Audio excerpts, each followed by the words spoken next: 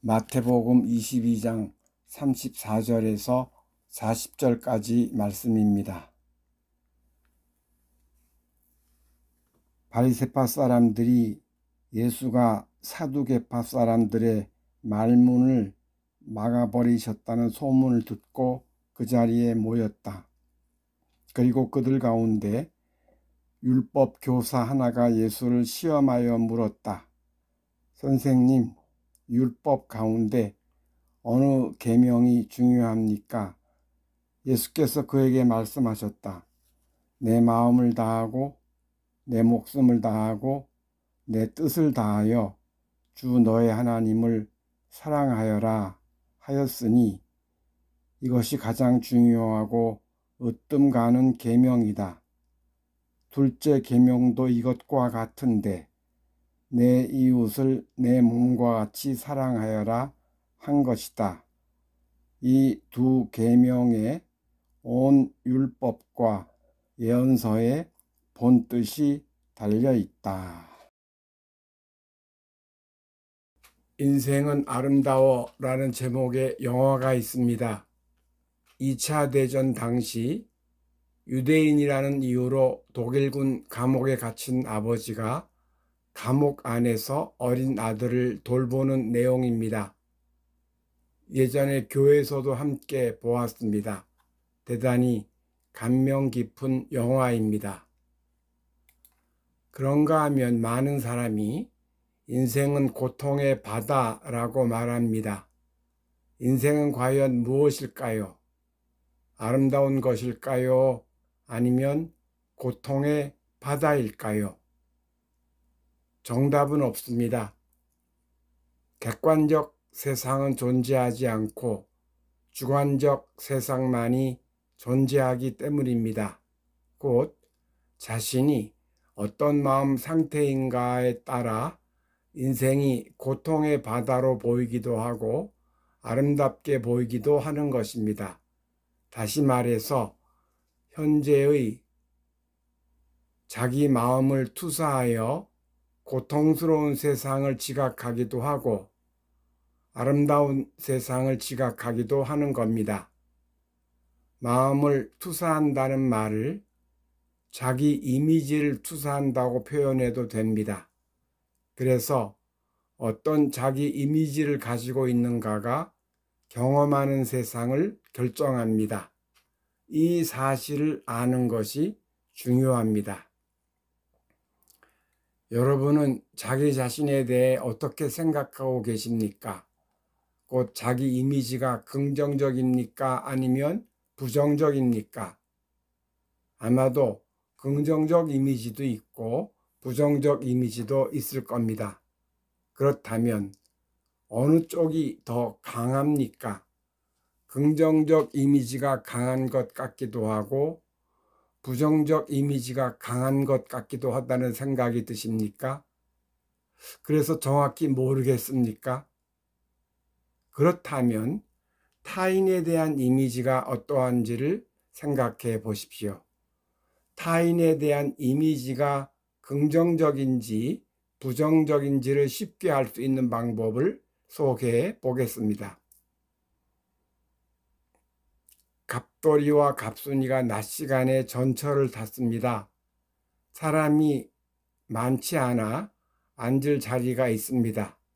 또는 자리에 앉았습니다. 그런데 맞은편 자리에 앉은 어떤 중년 남자가 큰 소리로 노래를 부릅니다.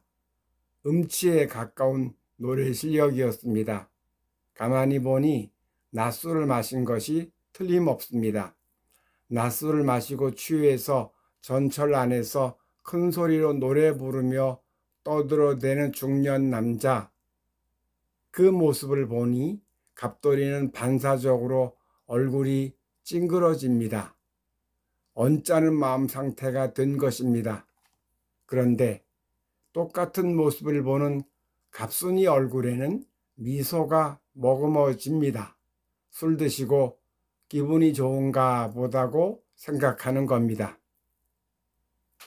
같은 상황에서 갑돌이는 얼굴이 찡그려졌고 갑순이는 미소가 머금어졌습니다. 갑돌이는 부정적 반응을 했고 갑순이는 긍정적 반응을 했습니다. 갑돌이는 타인 이미지가 부정적이고 갑순이는 타인 이미지가 긍정적이라고 할 수 있습니다. 만약 여러분이 전철 안에서 이런 상황을 만났다면 어떤 반응을 하실 것 같습니까? 갑돌이와 갑순이 중에서 어느 쪽에 가까우실 것 같습니까? 여러분이 타인에 대한 일반적 이미지가 긍정적이라면 여러분 자신에 대한 이미지도 긍정적일 겁니다. 반대로 부정적 이미지라면 자신에 대한 이미지도 부정적일 겁니다. 타인은 거울에 비친 나 자신이라는 원리에 의해서 말입니다. 그리고 여기서 하나 더 나아가겠습니다. 자신에 대한 이미지가 긍정적이라면 대체로 인생을 아름다운 거로 이해하게 됩니다. 반대로 자신에 대한 이미지가 부정적이라면 대체로 인생을 고통스러운 거로 이해하게 됩니다. 곧 타인에 대한 이미지, 자신에 대한 이미지, 그리고 인생에 대한 이미지가 하나로 맞물려 돌아간다는 것입니다. 그런데 상대방에 대한 이미지가 부정적이라면 어떻게 하면 좋겠습니까? 축복 훈련이 가장 좋습니다.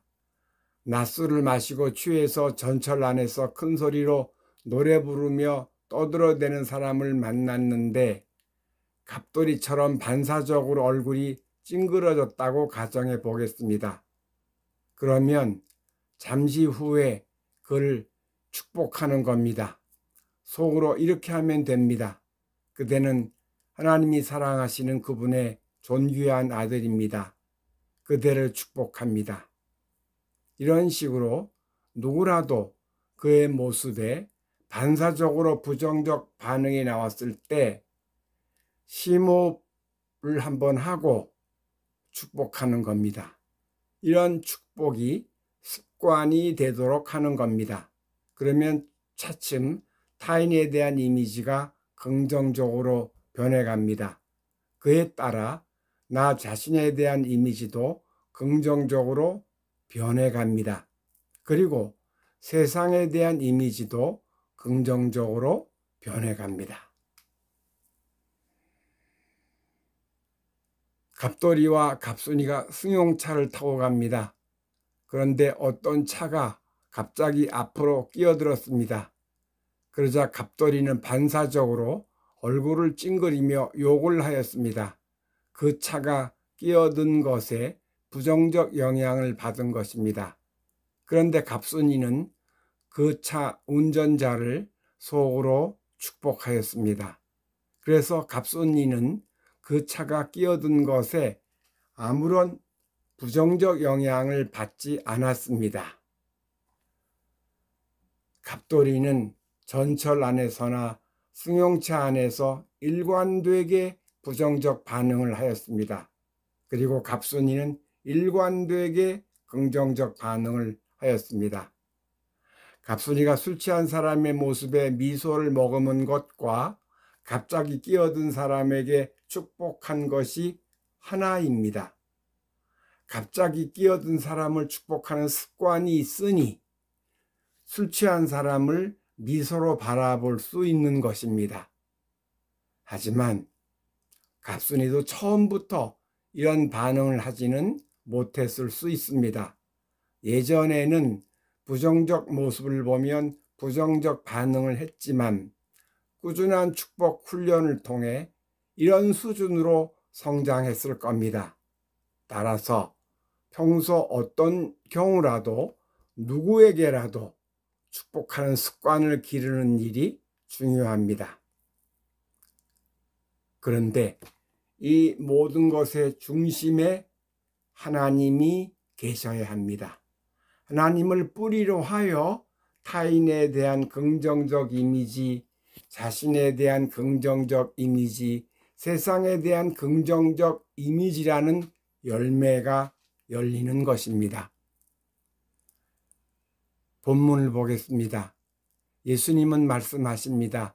내 마음을 다하고 내 목숨을 다하고 내 뜻을 다하여 주 너의 하나님을 사랑하라.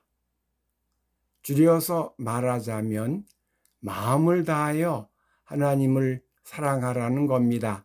그것이 으뜸가는 계명이라고 말씀하십니다. 이어서 말씀하십니다. 둘째 계명도 이것과 같은데 내 이웃을 내 몸같이 사랑하여라. 여기서 이것과 같다는 것은 무엇과 같다는 뜻일까요? 마음을 다하여 하나님을 사랑하는 것입니다. 곧 마음을 다하여 하나님을 사랑하듯이 마음을 다하여 이웃을 사랑하라는 말씀으로 이해할 수 있습니다. 어떤 부자에게 아들 3명이 있었는데 세상을 떠나기 전에 지혜로운 아들에게 사업을 물려주기로 결심했습니다. 그는 세 아들에게 50만 원씩을 주면서 안방을 가득 채울 수 있는 물건을 구입해 오너라 라고 말했습니다. 저녁이 되자 큰아들은 방에 채울 건초 더미를 술에 가득 싣고 돌아왔습니다. 둘째 아들은 손뭉치를 수레에 싣고 왔습니다. 그런데 셋째 아들은 빈손으로 돌아왔습니다. 아버지가 물었습니다. 너는 어째 빈손으로 왔느냐? 셋째 아들은 길거리에서 굶주린 사람들을 만났습니다. 그래 그 돈으로 빵을 사서 그들을 배불리 먹이고 약간의 남은 돈으로 초를 사왔습니다. 라고 말하였습니다. 셋째 아들이 양초에 불을 밝히자 어두운 방 안이 빛으로 가득 찼습니다. 셋째 아들의 사랑과 지혜를 보고 아버지는 크게 기뻐하였습니다. 셋째 아들의 마음을 헤아려 보십시오. 그에게 자기 일생의 가장 중요한 순간이 임한 것입니다. 잘만 하면 형들을 제치고 아버지의 사업을 물려받을 수 있는 기회가 온 것입니다. 생각의 중심이 완전히 자기에게 두어지는 상황입니다. 그런데 길거리에서 배고파하는 사람들을 만나자 생각의 무게중심이 그들에게로 옮겨갔습니다. 아버지 사업을 물려받지 않아도 좋다. 지금 저 사람들을 배불리 먹이는 것으로 만족하자라고 생각했을 겁니다.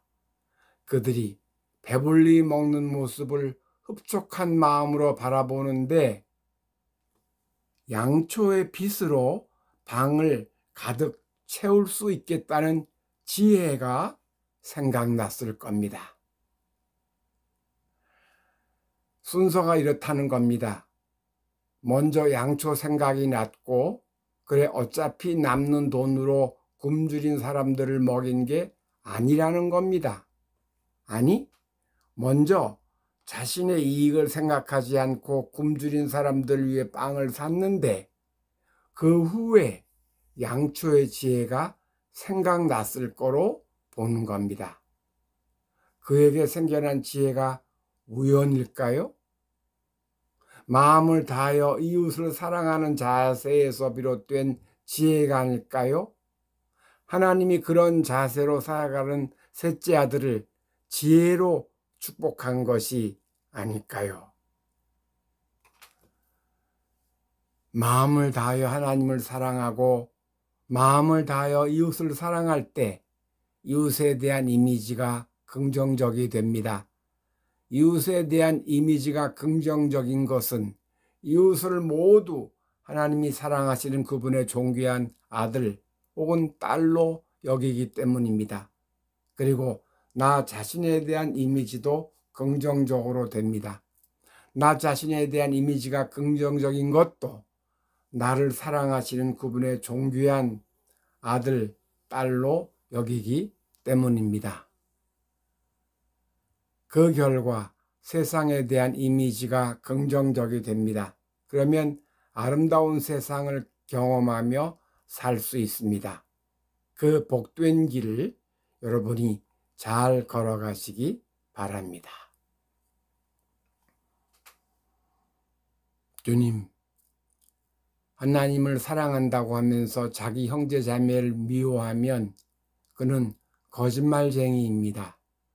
보이는 자기 형제를 사랑하지 않는 사람이 보이지 않는 하나님을 사랑할 수 없습니다. 하나님을 사랑하는 사람은 자기 형제 자매도 사랑해야 합니다. 형제를 사랑하지 않으면서 하나님을 사랑할 수 없다고 합니다. 마음을 다하여 하나님을 사랑하는 것이 으뜸 가는 계명인데 그와 똑같이 마음을 다하여 형제를 사랑하여야 한다고 말씀하십니다. 그런데 마음을 다하여 형제를 사랑할 때 형제 이미지가 긍정적이 되고 그러면 나 자신에 대한 이미지도 긍정적이 되고 이어서 세상에 대한 이미지도 긍정적이 되어 믿음대로 경험하는 원리에 따라 아름다운 세상을 살게 되는 이치를 가슴에 새기기 바랍니다. 그리고 그런 삶을 살아가도록 도와주시고 인도해 주옵소서. 늘 내 안에서 환하게 웃으시며 사랑을 주시는 예수님 이름으로 기도드립니다. 아멘.